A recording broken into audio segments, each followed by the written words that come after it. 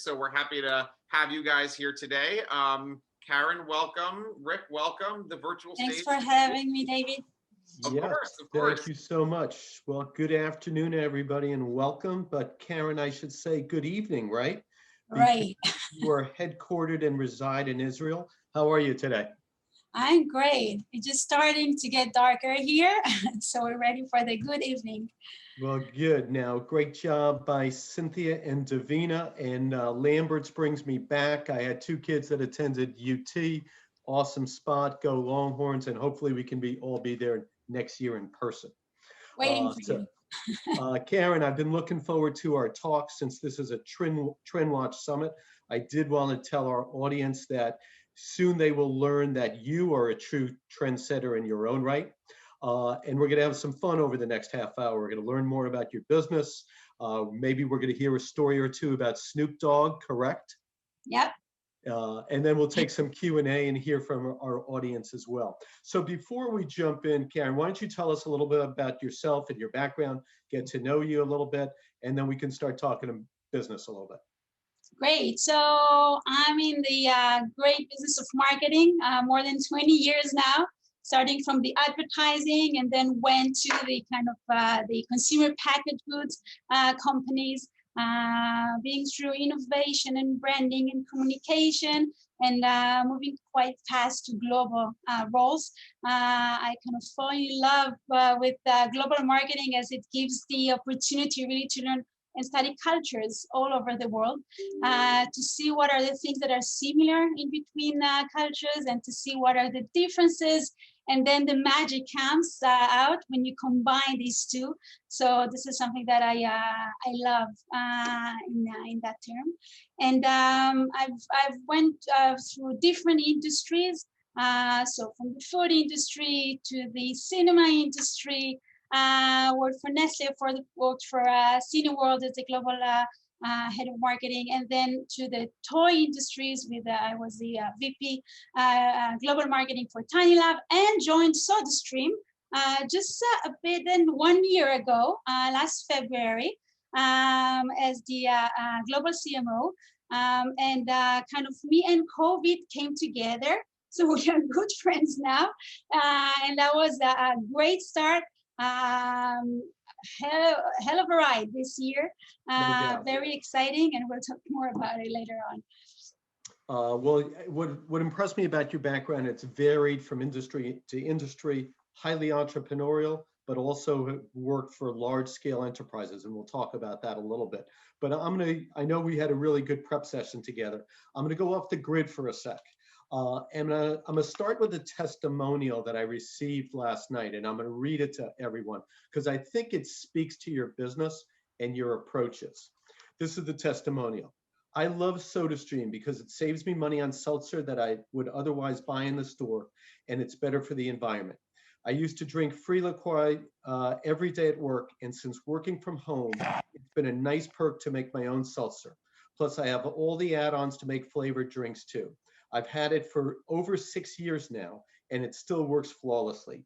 It revolutionizes and elevates your home living situation. It's one of the brands I'm most passionate about. I put it in the Apple class of brands. And that is sent to me last night from an individual named Kate Beispel, who happens to be my youngest daughter, lives in San Francisco. And I just mentioned to her that we were doing this conversation, and she said, "Do I have a testimonial for you?"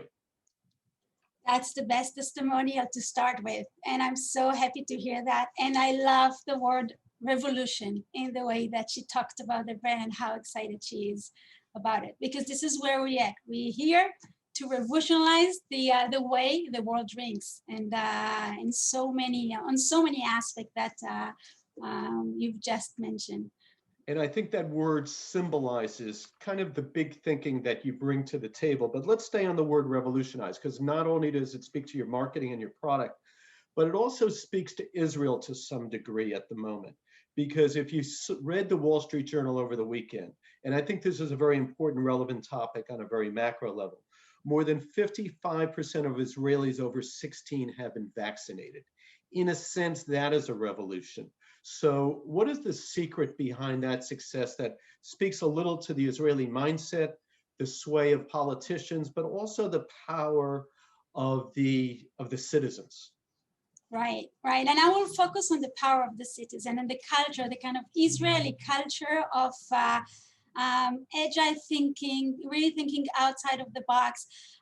So yes, we had the inventory here to begin with. We cannot start without it.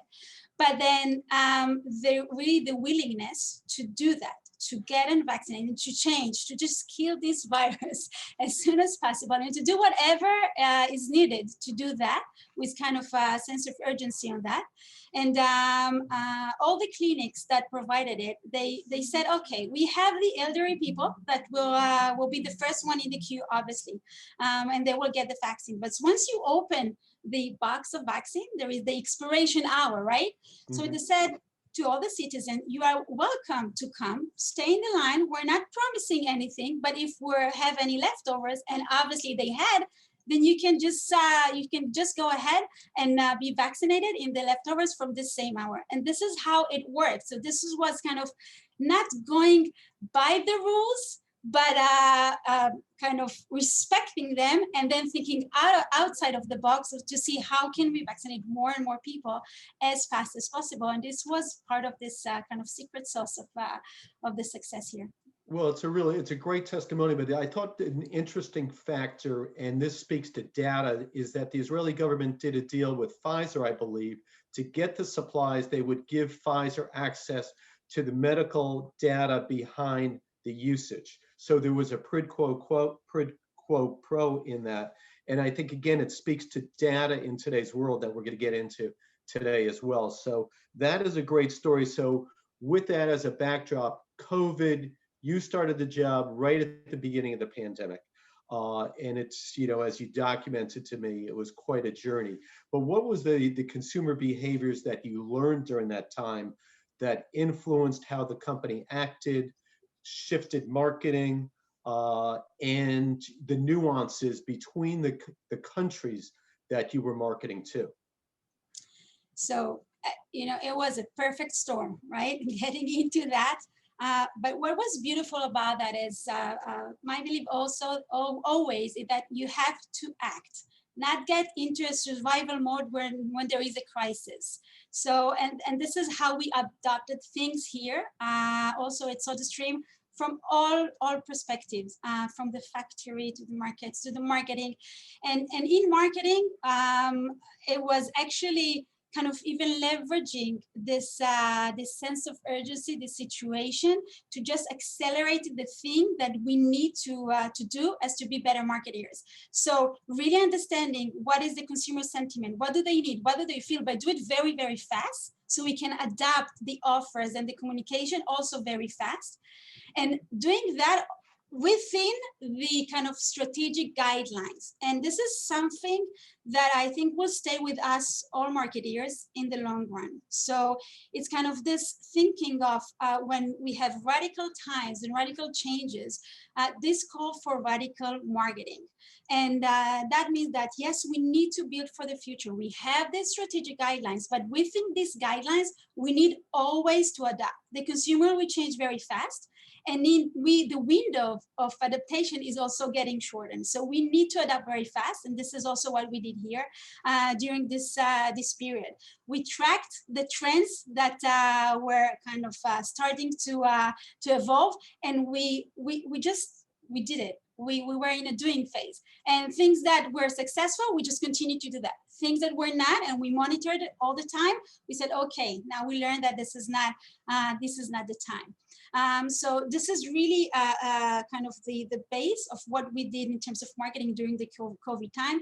We need also to reskill. We did kind of reskilling and re-equipping the teams with this new kind of state of mind and new tools of data that we started to implement faster in order for us to really track the behavior of the consumers and their reaction to whatever we did in communication with them.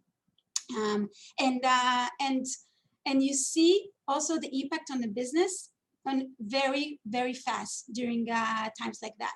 So, we knew also how to adapt, how it impact the business differently from one market to the other as well.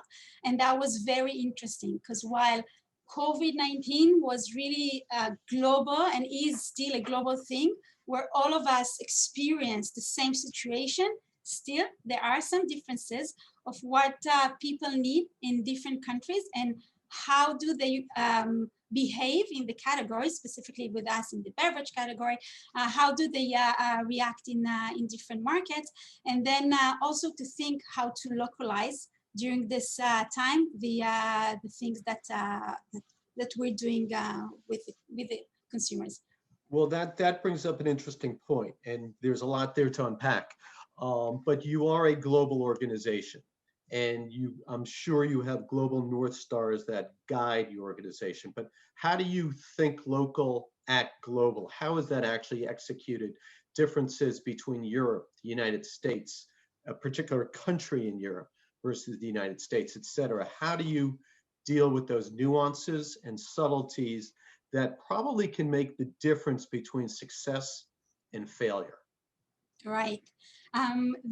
At the global level, we create the global branding. We're creating the vision. So we talk about revolutionizing the way the world drinks. This is what we are waking up for every morning at SodaStream. And this is our global vision that really is very much consistent all over the world. Also, the products that we create at the global level, but then we have the adaptation of product portfolio on the local level. And the platform, so the digital platform that we are building, there is the kind of advantage to scale and the expertise at the global level. So these are kind of the types of things that we do at the global level. So branding, global communication platforms, products, and then the adaptation is crucial on the local level. The adaptation to different cultures, to different type of beverage consumption. So if we look at Germany, for example, sparkling water is water for them. While when we look at the US, sparkling water is flavored. These are two different extremes of what does it mean, sparkling water, to people. So this is only one example. The retail space is so very different from one market to the other. So the adaptation there are extremely important for success. The media landscape is also very different. And also even the ratio between digital and TV is different from one market to the other. So if then you really adapt to all the things that I said globally to the local consumer needs and landscape, this is when the win-win comes, and this is how we actually succeed globally in all our markets. And as I said, COVID showed us few trends that were super consistent all around the world. So we all know that digitalization was super fast, everything accelerated. We saw the kind of the feeling of self-sufficiency, the resilience of people staying at home and kind of want to be in control. We saw the creativity in people when they stay at home and they want to do all kind of creative things. And also the kind of looking for bigger purpose in people's life. So while we saw these four trends and we worked with them during this time, they were also a bit different from one market to the other. So when we're looking at, for example, on the digitalization and the self-resilience, and when I combine them two together, in the US, online shopping is really the way to go, right? So people stayed at home and they got the things online. It just got very, very fast. We saw our DTC growing very fast during this period. So we realized that our focus should be with the kind of the willingness to do fun things at home and to be feeling that you create your own beverages at home, and you're completely creative and self-sufficient about it. And we did a lot of things with DIY and mixology during this period, and it worked tremendously well. While in Germany, people are still kind of more used to go to the retail to buy. So there it was, first of all, from the retail perspective, to convince the retailers that we are an essential product, because otherwise we would not even be available in the supermarkets or the DMs for there. So once successful in that, we also talked a lot about the convenience. When you go out, which 60 liters would you rather carry? One cylinder or the other 60 liters in bottles? So same feeling, same needs, and then different communication that we adapted to the local markets based on how they behave and what are the main needs. Very interesting. So you mentioned the word purpose. Do brands rely more, or do consumers rely more on brands during a crisis? And do they expect more from them during these times than, let's say, in more stable times?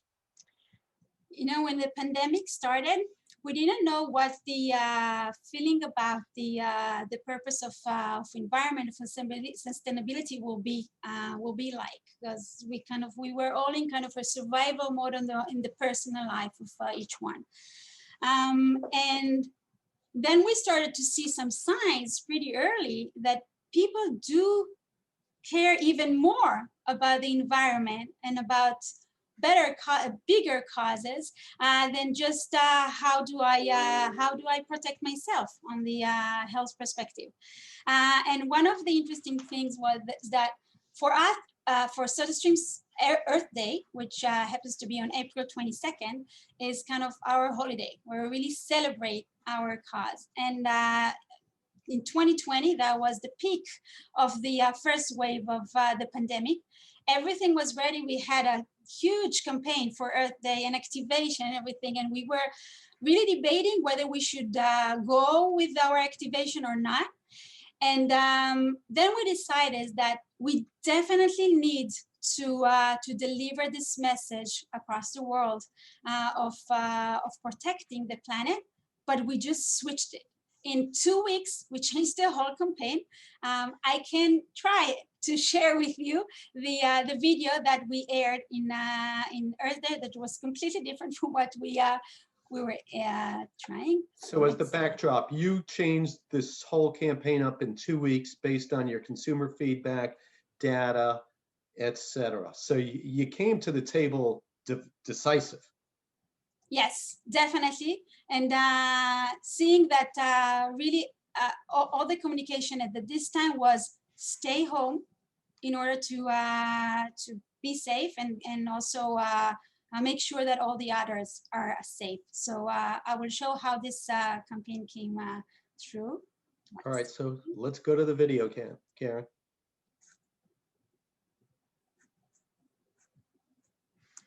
One second.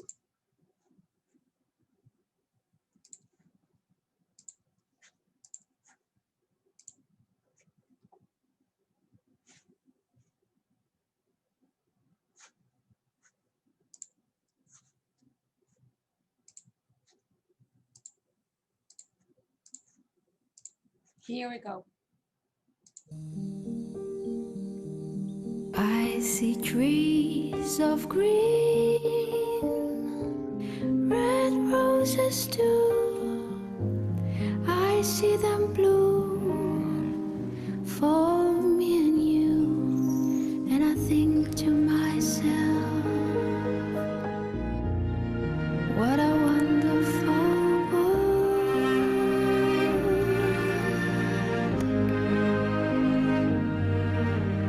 I think to myself,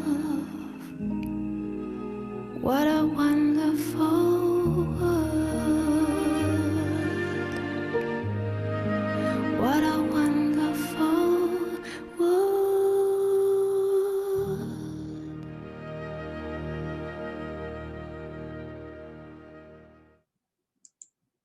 Wow, what a great, thoughtful, meaningful, calm spot that is.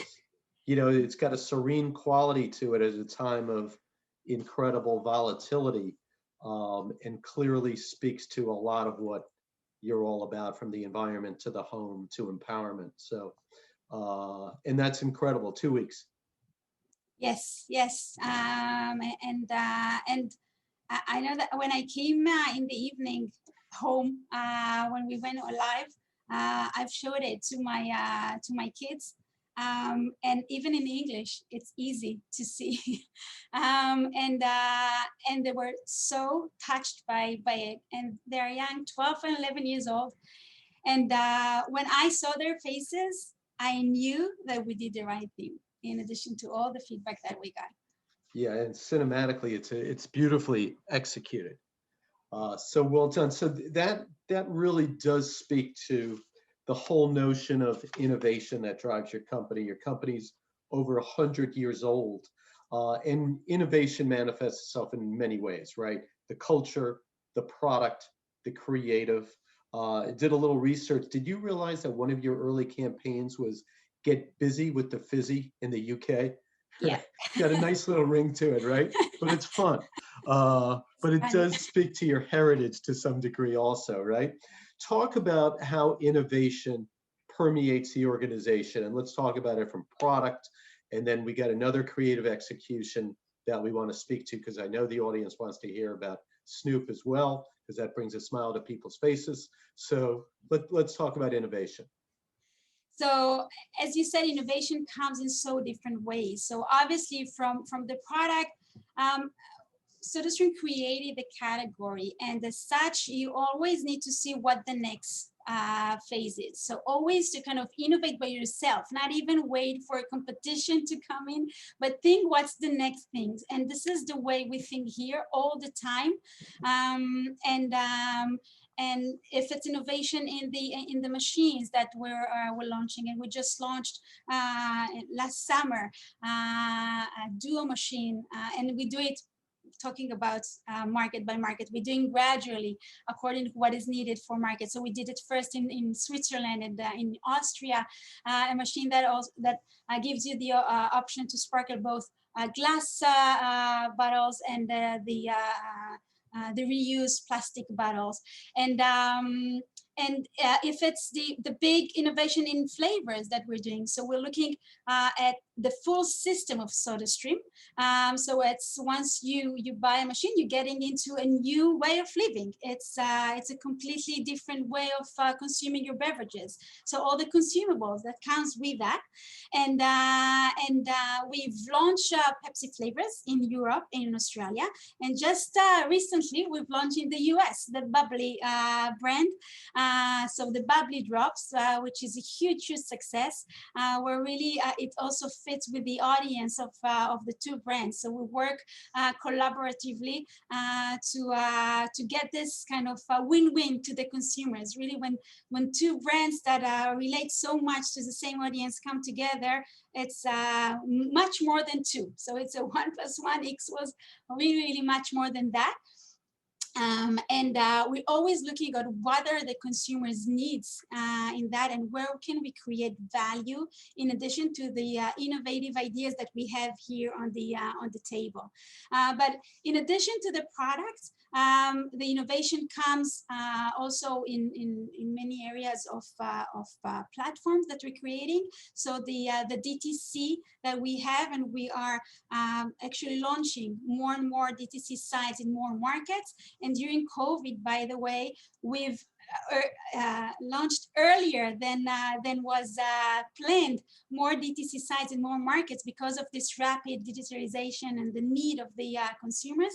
And we're creating a lot of data platforms because we have this first party data, which is very, very rich, and we can learn so much about it, and most importantly, to be in a direct relationship with our consumers. So we innovate there a lot. And I think the most exciting thing is how we innovating in the brand. So the way we talk with the consumers, when you have such a big message of environment, our way to do that is not to preach, but really to put smiles on people's faces, to do it in a lighthearted way. Our brand personality is a rebel with a big heart. So always we look to how we engage people, how we bring more people to this revolution. as SodaStream is not only a product, it's a movement. So we kind of call more and more people to come and join this movement, but in a very welcoming way. And this is why most of our commercial are pretty funny. And also you talked about Snoop, the celebs that we're looking for our ads, they have this personality of rebel with a big heart. We're not choosing just a celeb just to have a talent there, but really the ones that can deliver the brand message in the best way and to also expand it to more and more people. And since in COVID-19, people were attached to brands that did something tangible to make our world a better place. We knew that with our holiday campaign, we can reach more audience, more people, that their ears are open to this environmental message. And this is also why we picked Snoop Dogg for our holiday campaign last year. We started with consumer insight, which is the most important thing in whatever I do always in marketing, understanding really the consumers, and we understood that this holiday season will be different and people at home kind of learned how to appreciate the small things in their life, the small things in the everyday life that actually have big impact on how you feel and how you live your life. We went with this insight and then we said, okay, what's the, how do we tie it to the SodaStream, which is only one small push that make a big, big impact on the world. And then we said, who is the celeb that will be the most suitable one to deliver this message, not only in the way that SodaStream does it, but to more people. And then we came to Snoop Dogg. But first of all, nothing is small. He's bigger than life, right? So this is really the contradictive with Snoop, but also has really all the things that relate to SodaStream brand. We're very happy to learn that he's a SodaStream consumer and a very enthusiastic one, and also a speaker for the environment. So the connection was really there and just perfect. Are we rolling tape on Snoop as well? Let's do that. Let's try it, because I think we'd love to see the spot. Yes. One second.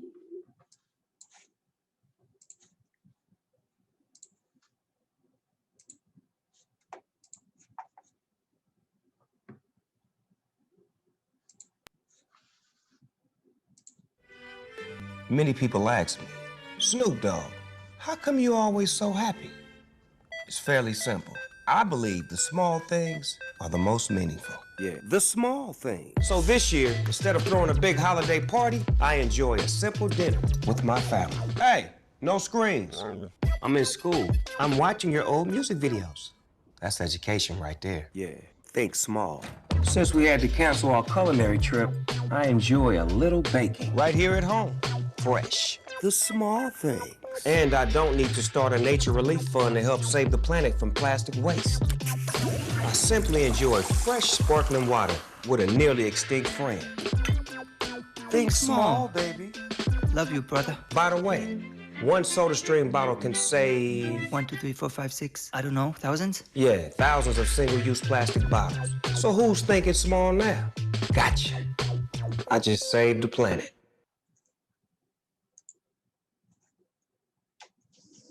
Good stuff. And obviously, you know, that's a big spot representing the brand. Definitely. And we know that we reach more people that normally did not see environmental care or sustainability as part of their lifestyle. And suddenly it became so cool to adapt. So really kind of getting that into the life of more and more people.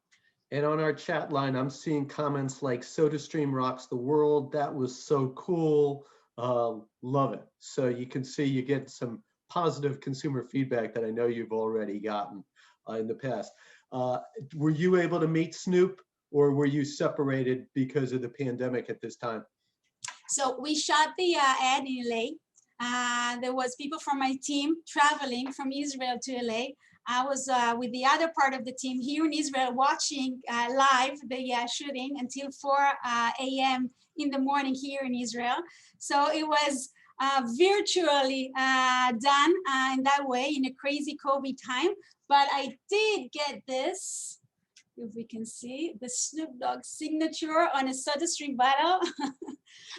So I have that with me, and A little souvenir. Yep, definitely. Right. So if anybody has questions, please feel free to shoot them our way on the Q&A line or on the chat line. We'd love to field them. We'll take a few more questions and then we can go to Q&A in a moment or so. But tell me what it's like. SodaStream is a very entrepreneurial organization. It was a very independent organization and then became part of PepsiCo. So how is the large enterprise organization influencing the entrepreneur and vice versa? It's really wonderful to see this mutual impact and influence. So on one hand, PepsiCo loves whatever we do. So we are launching more. We're launching more and more flavors on our system. So we provide another possibility to drink your beverage, your loved brands on a home environmental platform, and they love our kind of agile thinking and the disruptive way we're doing things. And on the other hand, we are also adapting bigger methodologies.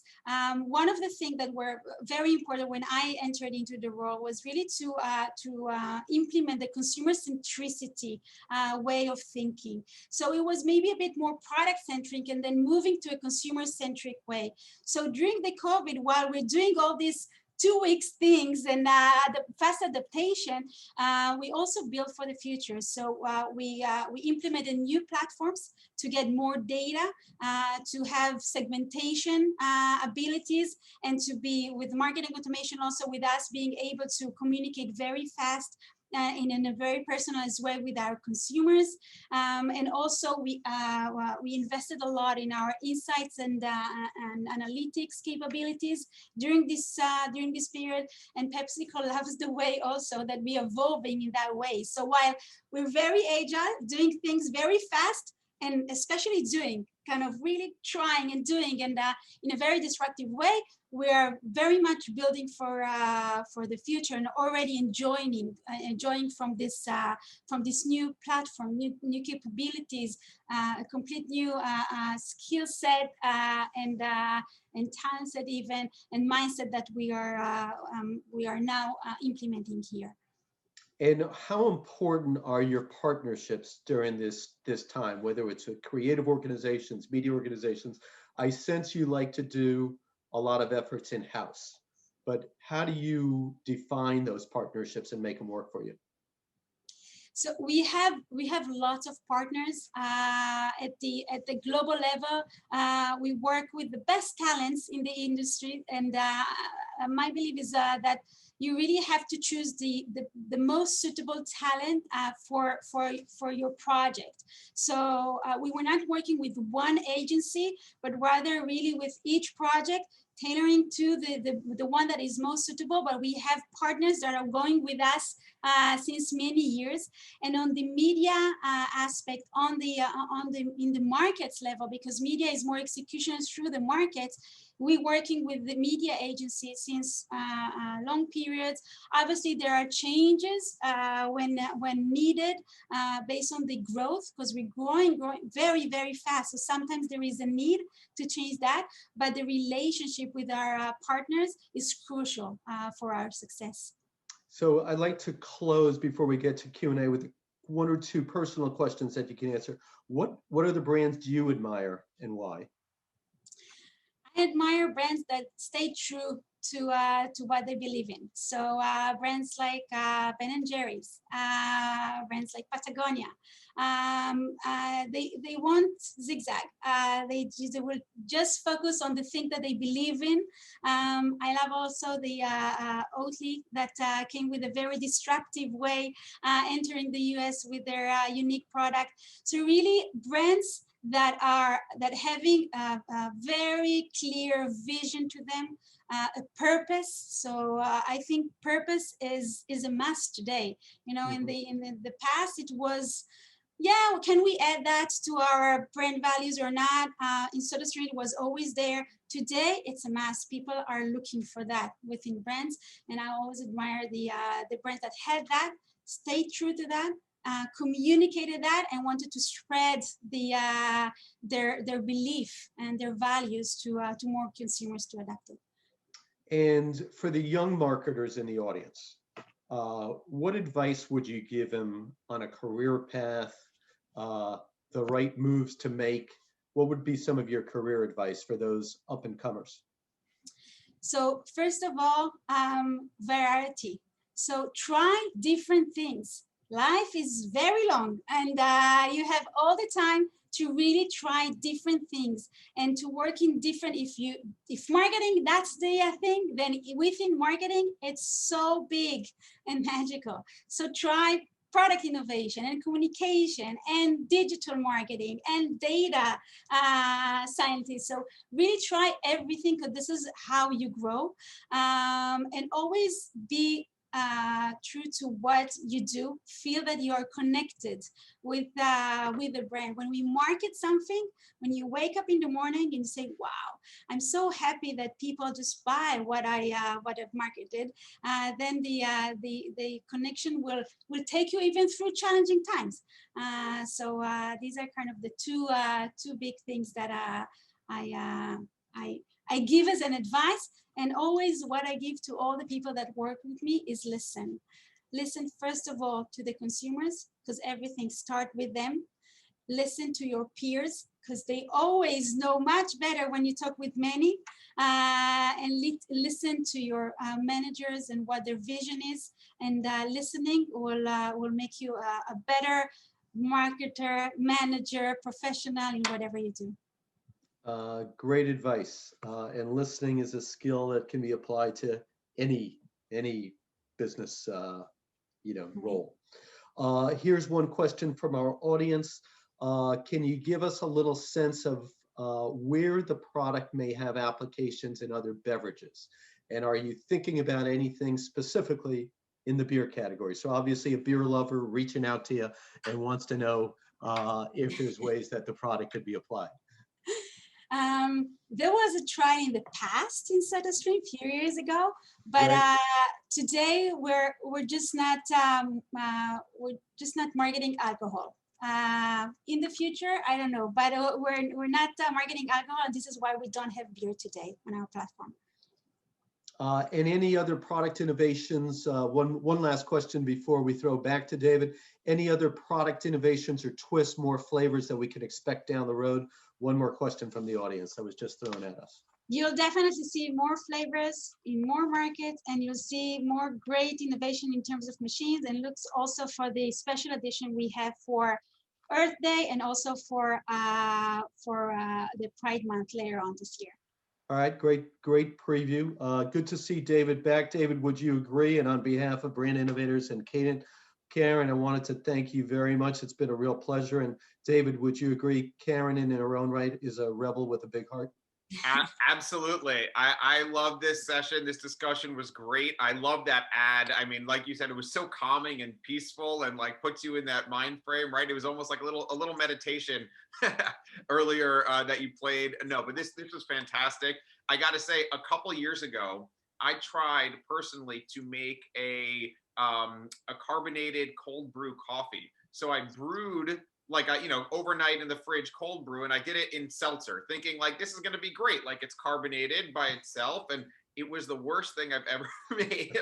It like totally ruined the coffee. I don't know if it has to do with like the pH of the seltzer versus the acidity of the coffee, but I think from now on I'm going to leave it up to the pros. You guys do it a lot better than I do. But this was great, guys. Thank you so much. Karin, it's always fantastic. Rick, again, great job leading the discussion. Pleasure. Thrilled to have you both here today. Thank you for having me in, and thank you, Rick, for a great conversation with you. Right back at you. Enjoy your evening. Yes, enjoy the evening. I always forget about the time zones. Part of the pandemic, after effect is, days of the week are gone, times are gone, like it just that blur. But the horizon is clear. We got the home stretch in front of us. And David, I'm feeling here in the States, it's lunchtime. What are you feeling like? White Castle? I think that, I mean, we could have White Castle, we could have Ruby Tuesday, we could have Popeyes. We got a veritable who's who, but I think you're onto something. Thank you, guys. We're gonna keep this rolling, and like I said, we'll have you back again soon. So thank you both so much. Take care. Thank you, guys. All right. I Thanks. love that